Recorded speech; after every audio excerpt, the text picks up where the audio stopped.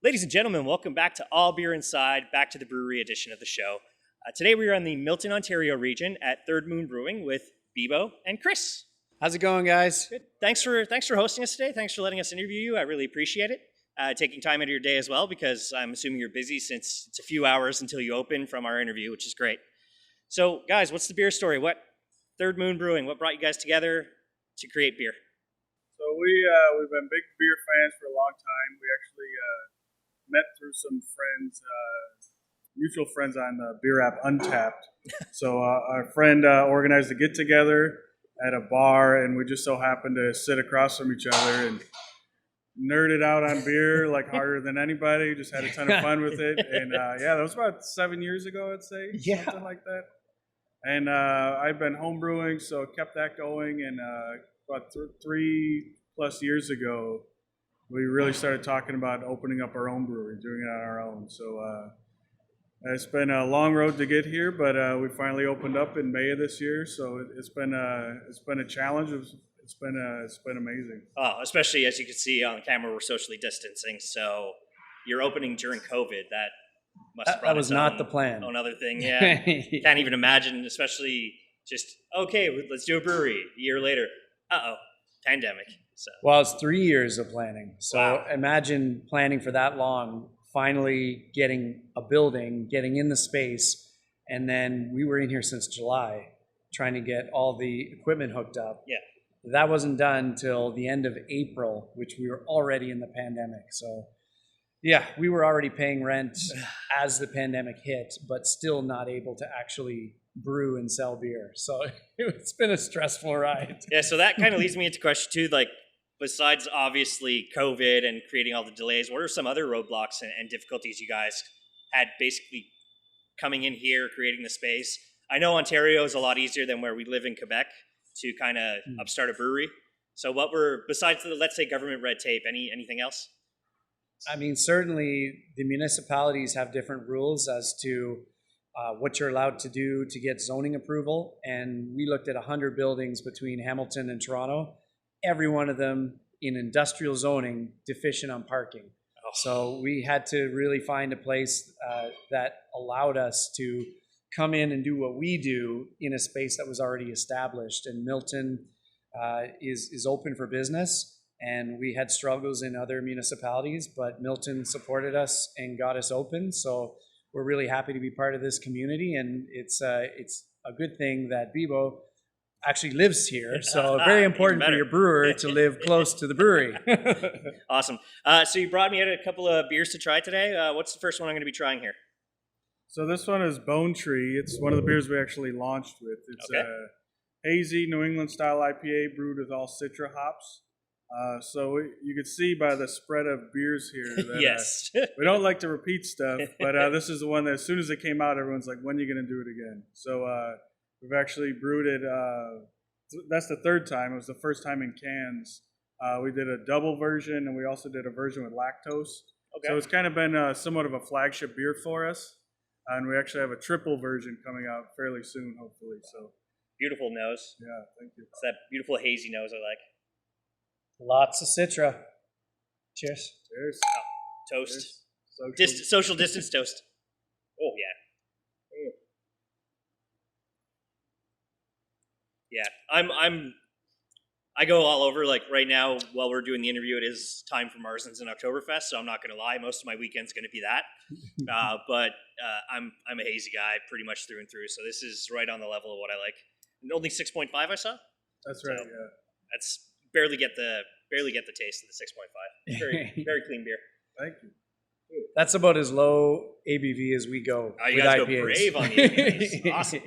We want flavor. We want beers that are memorable and pack a punch. No, this is right on that right level of haziness. I like barely any hop burn at the end. It's very clean. Yeah, it's something I'm sensitive to, so we try to keep that minimized, keep the drinkability high.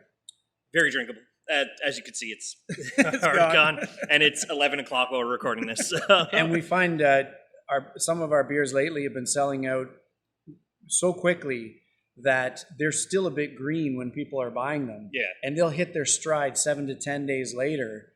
but we don't even have them available after that. So it's an interesting time where people are getting beer fresher than we've ever been able to. You find that's word of mouth. You basically got your image out there, and then people are like, "Let's go here." It's Milton. It's not far from Toronto when you think about it. So. It's been a lot of word of mouth to start, and this didn't happen overnight. Mm-hmm. Bebo's been brewing for years. He's been sharing his home brew with a few people around the GTA. So there were a lot of people that were anticipating us taking this to the professional level and actually doing this. So we found at the start there were a lot more locals than travelers coming, and we're seeing that kind of change now. More people making the drive and coming out from not just Toronto, but from places like Barrie, Sudbury, Ottawa, even from Quebec, which is amazing, from Windsor, Sarnia. People are driving from all over, Kingston. That's good. And like you guys said, beer's on the shelf and then it's almost gone. So that's fantastic to hear. Awesome. Very exciting. Third Moon Brewing, where's that come from? So the name is actually a reference to a sort of a rare blue moon. And like personally, my older son was born on a blue moon. So that's something that always stuck with me. But there's this kind of like idea or this theme throughout our beers where it's like a human place in the world and where we are and where we stand, and kind of like trying to ground ourselves. So it's something that reminds us, like, we have our version of time, but these heavenly bodies are spinning around and we can't even really understand it. So that's where the name came from. It really stuck, and it's pretty easy and memorable. Very cool. And the skull with the moon coming through the skull, where's that idea come from? Well, we brew big, bold beers, and our branding has to be in line with our product. So for us, we want to stand out and be memorable. So we needed something crisp, clean. I don't know if you noticed some of our labels. We've got a lot of skulls.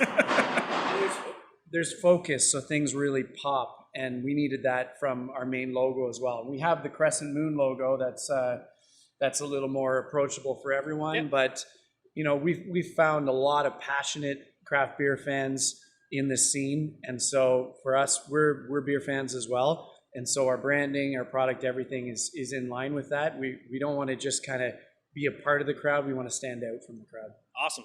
Yeah, very cool. It throws me back to like early UFC too, with all the tap out stuff, like the skull designs and stuff like that. So it's like, nice. Oh, sweet. That kind of brings you a reminder. It's like, I could sit down and I could enjoy it. Well, obviously I'm not going to Vegas. I don't think any of us should be going to Vegas anytime soon, or Fight Island to watch a UFC, but maybe I could sit back, enjoy a couple of 6% IPAs and reminisce about old school UFC when I think about it. Nice. So, awesome. The labeling too, who came up with the designs of the labels? So our artist, Casey, goes by Yard Wolves, is the main driver of that. So it's a collaborative effort. So Chris and I will come up with the names. He has art, he'll design. We kind of work together to mix and match and put some tweaks on it. But we're very lucky to have him. So he's super talented. He's also a graphic designer as well as an artist. So he's a big part of our success we've had so far. So everyone says, "Oh, I love your labels. I love them." We love them too. It's the vision we had, and it's hard to picture, like, we're in the planning stages a couple years ago, what it's going to look like. So to have something like this that we're so proud of, it's really, really special. I mean, I'm not going to lie. Sometimes just a label draws me to a beer. I don't know what it's going to taste like, but we have a brewery back in Quebec called Pixel, and they focus on old school video games. So it's like, okay, now amazing. I have to buy it. Because I'm an 80s kid. It has to be purchased now. Even if the beer's bad, the label is beautiful. So, what made you guys decide bottles and cans? It's very rare to kind of see both. So. Yeah, we wanted to do cans right from the beginning, but back to your point about challenges of opening in a pandemic, we had trouble getting a mobile canning company to be able to fit us into the schedule. They were down to skeleton crew, and so we're low on the totem pole starting out. So they weren't able to come out. We connected the dots ourselves and realized we were going to have beer ready and not be able to package it. So we scrambled and bought a bottling line. It got hung up in customs, arrived the day before we were ready to package the beer. And so we've been doing bottling as a backup, and now we have canning as a regular thing. So that's certainly what we'll be doing for as much as possible. And then some of our beers we feel are sometimes just a little more romantic in the bottle. So, stouts are something that people usually sit down and take a little bit less casually than an IPA. Mhm. And eventually we're going to be doing barrel-aged stouts as well. So those will be, for the most part, in bottles. But especially in the summertime, cans are just, you can take them on canoe trips. Yeah. You can take them in the backyard. They're lighter to mail if you want to do some trading with friends. And so we just, we felt our beer would get into more people's hands in cans. So as much as we can to do that.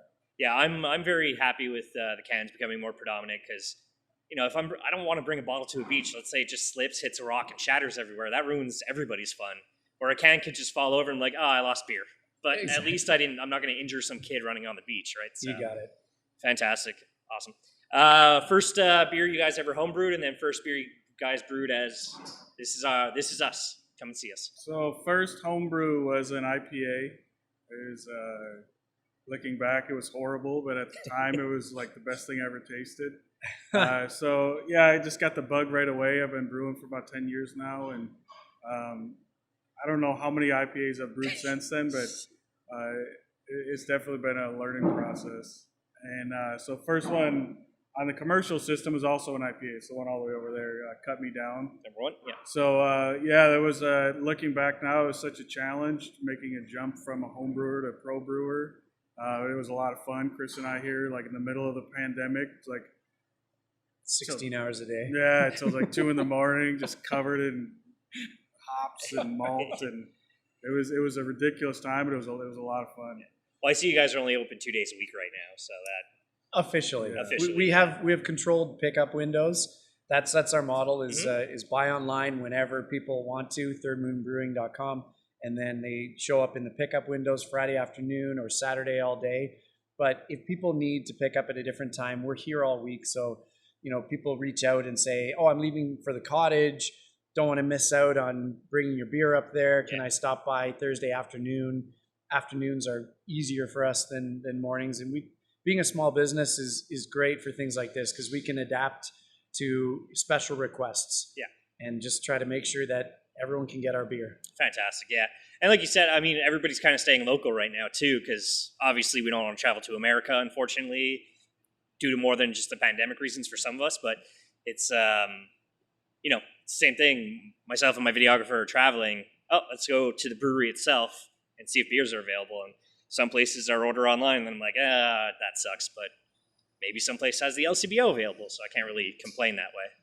Yeah, we try to be responsive when people reach out to us. sales@thirdmoonbrewing.com, or they can call us, look us up on Google, and we're happy to accommodate whenever we can.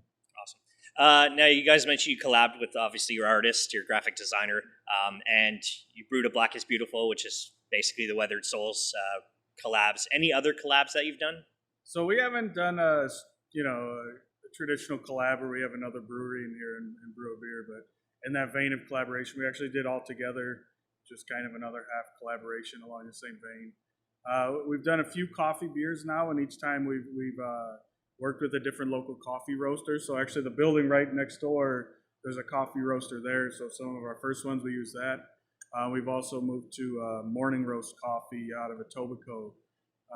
The roaster there, Joe, is like a mad genius of coffee. So working with him is super exciting, super fun. We also have, local farmers come pick up our grains. They'll bring back, we have some hops that the guy picked off of his own hop vine. So yeah, trying to find our way in the community in such a time where you're not really supposed to be interacting with each other it's been interesting, but we're making it work. Well, the important part is you're staying local from the sound of it too, which is we're very adamant about. Is you're Canada, drink Canadian beer right now. It's that simple. You don't have to go to your BMCs. A lot of people drink craft beer, and if you don't drink craft beer yourself, obviously somebody in your family probably drinks craft beer. Buy them some craft beer.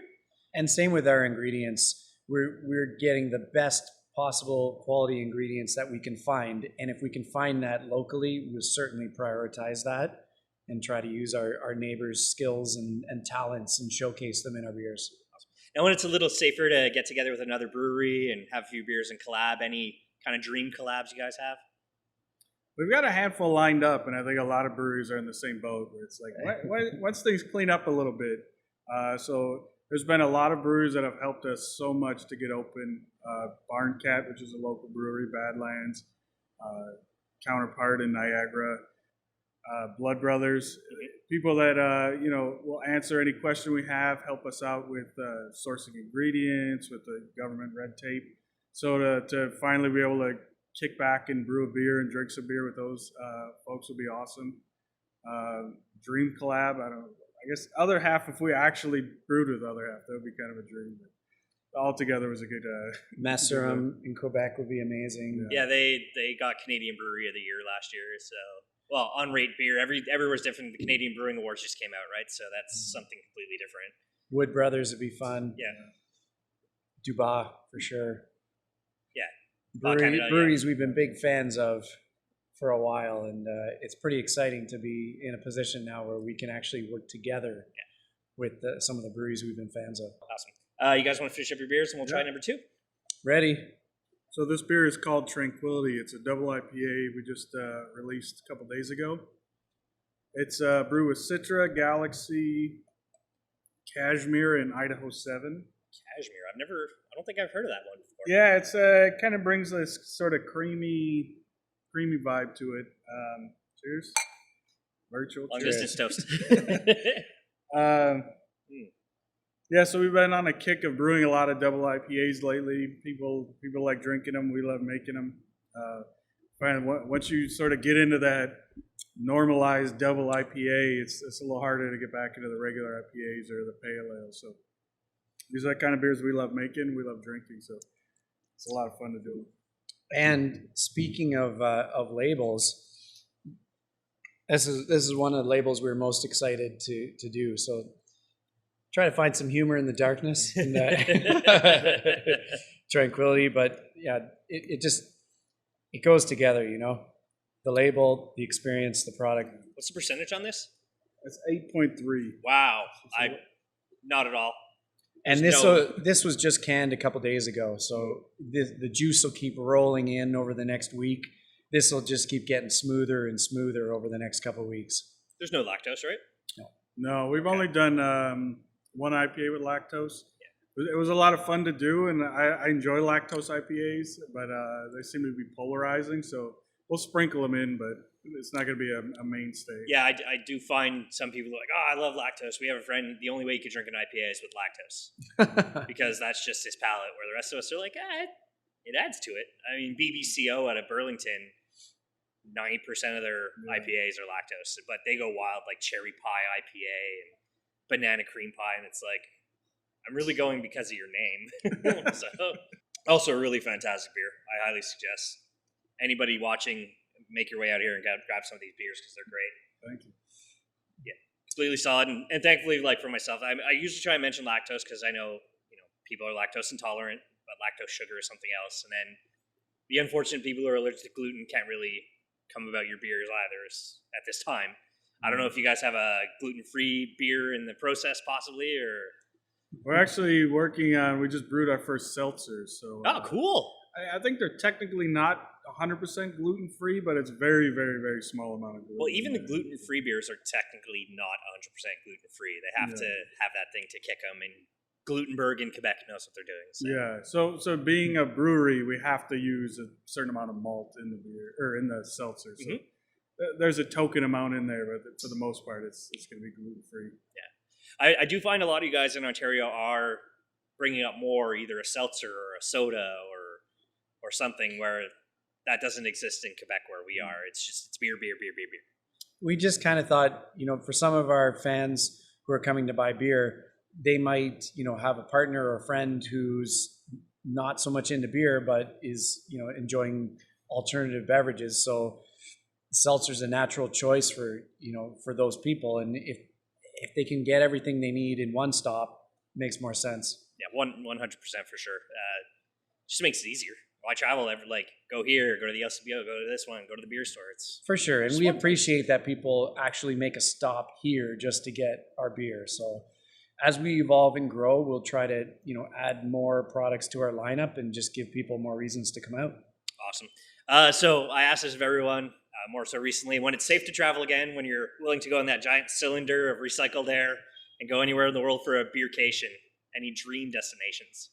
For me, my favorite brewer over the past decade, or gypsy brewer, has been Mikkeller. So I would go to Copenhagen and check out all the different pubs and bars that are there. War Pigs, check that all out. I'm pretty excited to go there for many reasons. So I think I would have a blast, but I think I'd need about a month to be able to drink everything I want there and stay alive. I mean, just looking to interview everybody in the Toronto GTA and surrounding area, I'm like, yeah, I have to take 2 months just to interview all you guys. 'Cause by the time we're done, like, let's say the 60 or 70 you have, I'm sure 2 more will pop open. So it just keeps going. And speaking of Mikkeller, there's actually one at City Field in Queens. They had 32 of their beers on tap when I went. Wow. Yeah, so it was unfortunately in November, like their Thanksgiving, so no baseball, but I'm sitting there, I'm like, I could spend 12 hours here and probably not drink all your beers. So I think I've had about 1,000 Mikkeller beers, but and I collect the empties, so I've got a bit of a shrine going at home. That always gives people a kick to see. Awesome. Where would you like to go? Yeah, I've never been to Belgium. I think that would be kind of like a dream trip to go check all the lambic breweries and see how much lambic I could get in me in a couple of days. Every year I've been going to Florida for a long time. Go spend a week down there, hitting up all the breweries, setting up trades, stuff like that. So we obviously didn't go this year with COVID. So I think that would be one that's not as exciting, but definitely one I will be taking. Where in Florida? I go to Orlando, but go all around Tampa, Miami. Yeah. Is Fort Lauderdale, I've heard, is pretty good for... I mean, there are a lot of good breweries in Florida. Cycle and J. Wakefield, Cigar City, obviously. Garage East Meadery. It's just so many. I mean, we always talk about it. One of the hottest places in North America makes some of the best stouts in the world. Go figure. But I mean, we're stout people all year round, so we love it, and that's why we've been brewing stouts in the summer. I saw that up front too. Your maple stout sold out, unfortunately, at this time. So I'm like, out of all the stouts I would have bought, like on my way out today, that would have been the one. And cinnamon latte stout just sold out this morning. We're finding, I guess September, temperatures are starting to drop a bit. People need some stouts in them. Keep warm. Yeah. Have your stout by your campfire. Yeah, we released 2 stouts in a week when it was like 40 degrees. It's normal for us, not for everybody though. No, for sure. Awesome. So somebody comes here, grabs your beers, tries your beers. Any friends in the area you suggest they try out? The other breweries that are making beer like us that we're friends with, big fans of, Badlands in Caledon, Barncat in Cambridge. Not too far, definitely worth hitting up. Awesome folks. Orange Snail is another brewery in Milton if you're looking for maybe a little more traditional styles or stuff that's not covered in skulls. And, so they're Sonnet Hill in Caledon's making incredible farmhouse ales, which for me is like as close as I'm going to get to Hill Farmstead right now. So. Yeah. Well, that was our summer plan as the show this year was pretty much weekend in Vermont every weekend because we're in Montreal, so it's 2 hours for us. We're jealous. So it's like, but Hill Farmstead is, it's your big boy. They don't interview much, but I'm sure eventually. So, yeah, awesome. Would you guys collab with Hill Farmstead if that was an option? I'm sure we could fit them into the schedule.